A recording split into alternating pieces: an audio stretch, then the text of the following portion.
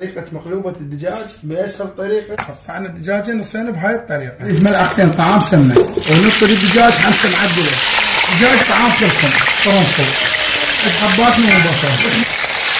نخلي الدجاج يستوي كل زين. راح نقطع الخضار بهاي الطريقة. ناخذ هاي البوتيتا المعدلة وهم نقطع البوتيتا قراص. لما قطع الخضار بهاي الطريقة على شكل قراص فيه رشة ملح. قشينا الزفرة نضيف الملح. ملعقة طعام ملح وقلينا الخضار.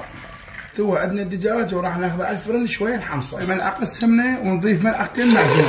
نضيف نص كيلو تمن.